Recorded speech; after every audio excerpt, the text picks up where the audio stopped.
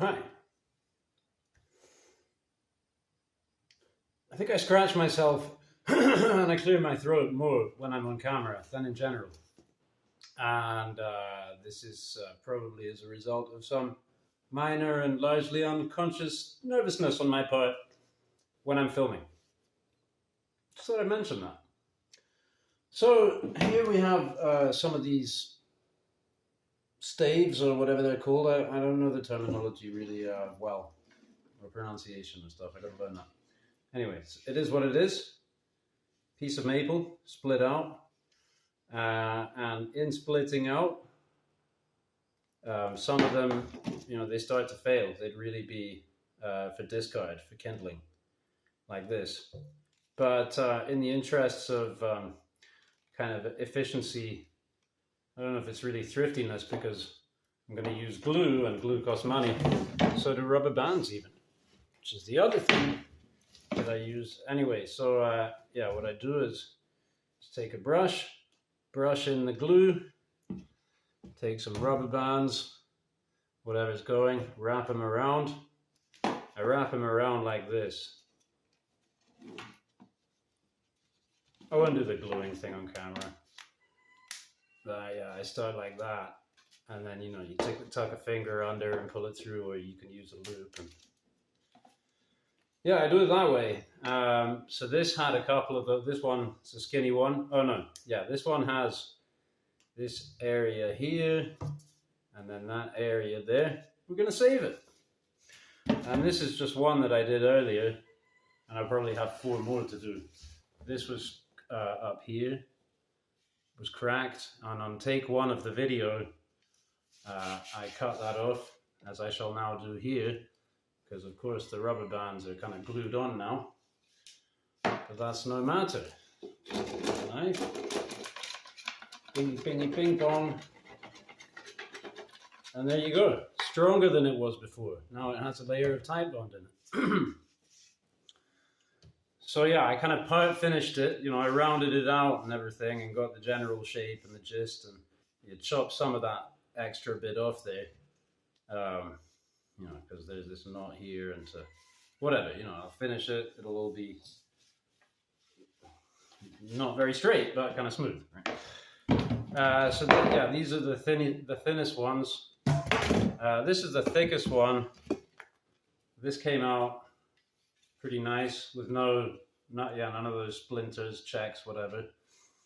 And I had a whacking great knot on it, which I just wait, was it this one? Oh no, that's another one. Well, one of them had a knot on it, which I just banged off with the big chopper.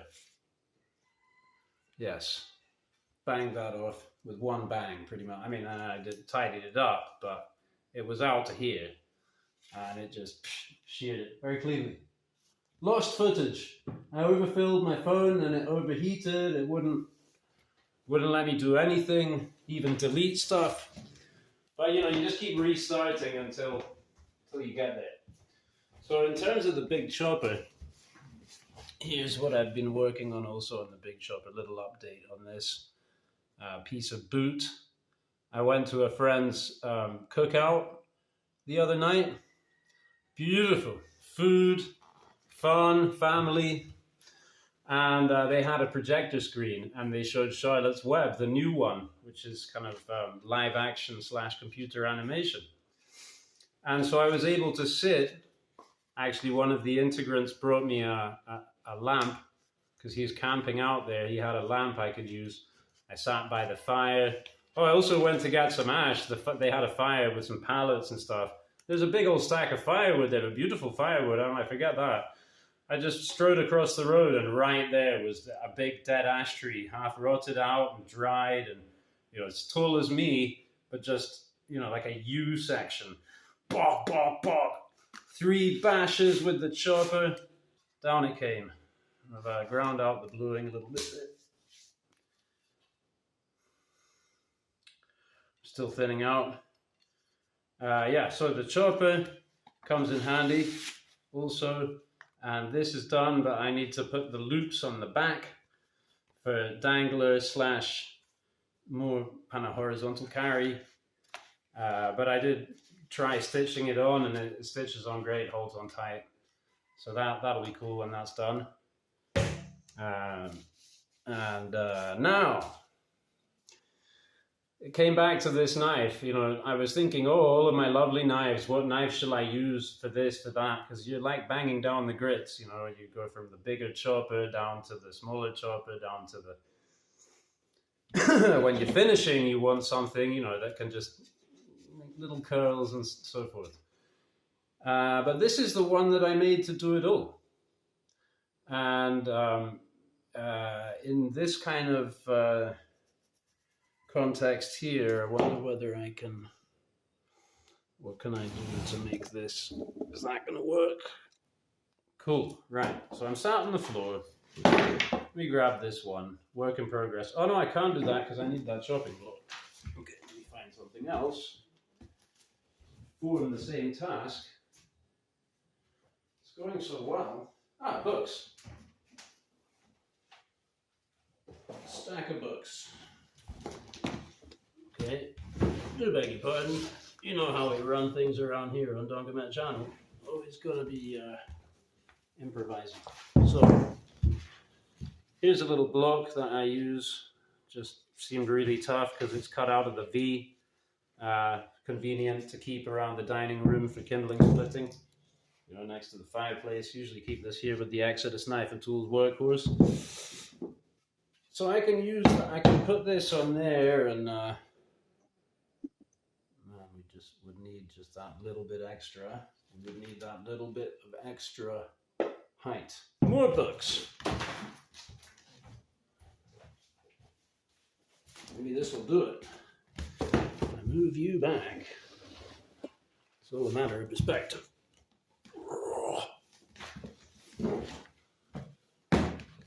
Haha. Okay.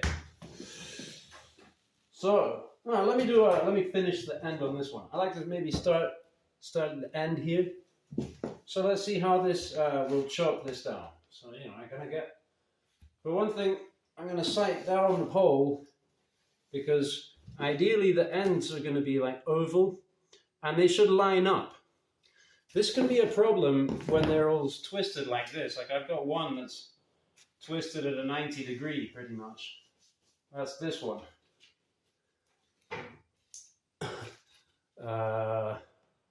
Okay, I'm keeping it horizontal, right?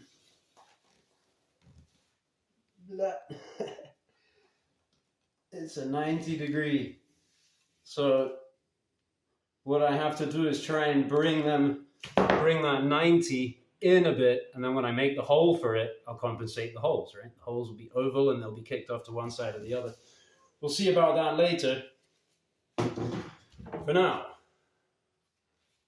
Right, so if I want this to be,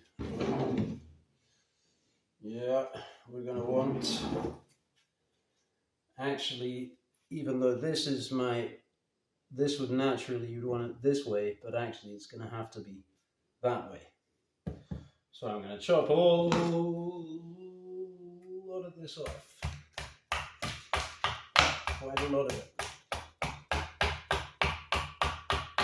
And when I'm doing this, I'm kind of, you know, bringing in the curves, always looking to kind of bring in the curves rather than accentuate them.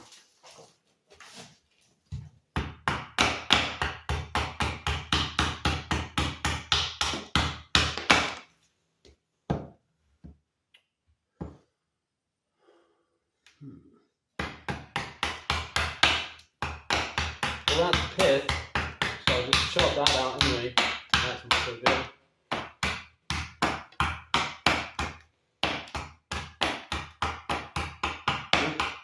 I could do big chops, little chops, whatever I like. These are still over length as well, so. In fact, I'm getting a little thin down there. It's not a problem. So that's the kind of chopping action. And obviously you can do that with a hatchet or whatever. But when it's lighter, you have more control. And the geometry is hatchet-like. So it works for that task. Now if I'm doing something like this here, I can, for example, I can rest my back on the floor there. You get a leg involved if I want, you know, that kind of thing. See how I figure this out with the camera too. It's going to be a little uncomfortable for me, but so you can see the way that tucks in.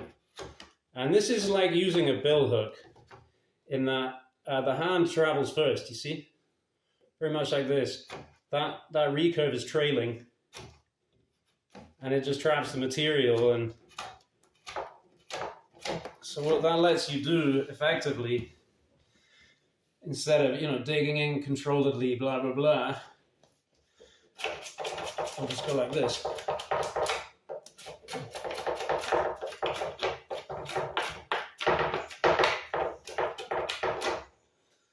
Now, on the floor it works well for some stuff, like, you know, when I'm chopping this or whatever. But a lot of times I might be more comfortable stood up. Whoa, I think you might have just seen my nuts. Hopefully not. Hopefully not. I don't know how to do the blur thing. Maybe I'll have to figure it out.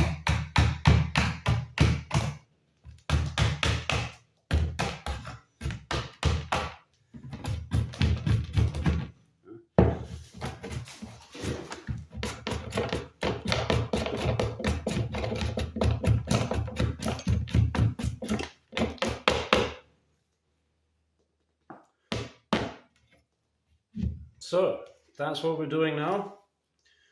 We're finishing these up to a reasonable degree of smoothness, such as we see here, you know. Could maybe still have a couple of little tear outs in here and there. And later we'll see how we clean that up. For tear outs that actually go in and make a kind of a well, and you don't want to remove that much material to make it smooth, because then you would be weakening the structure. Have a good example somewhere. This one. Torn out in the back here, kind of pretty much, and on the front there, right? So if I'm going to make this all smooth, it's going to be wafer thin. So for this, I have you know, spoon knives, Marketorgen. What are those guys called? That make the carving jack. Anyway, I've got that spoon carving jack. Flex cut.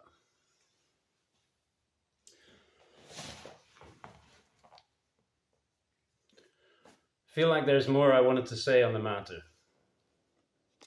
Let me look at my face, see whether that inspires me.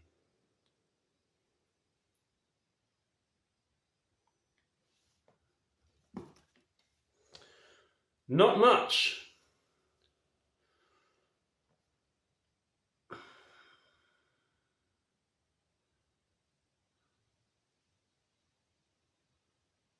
William Collins.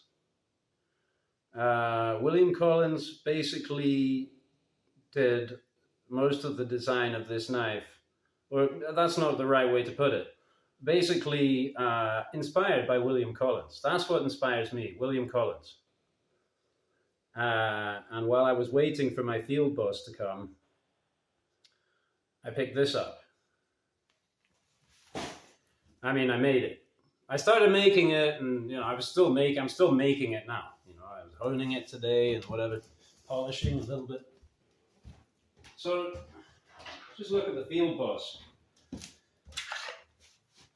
This is the knife that also does everything.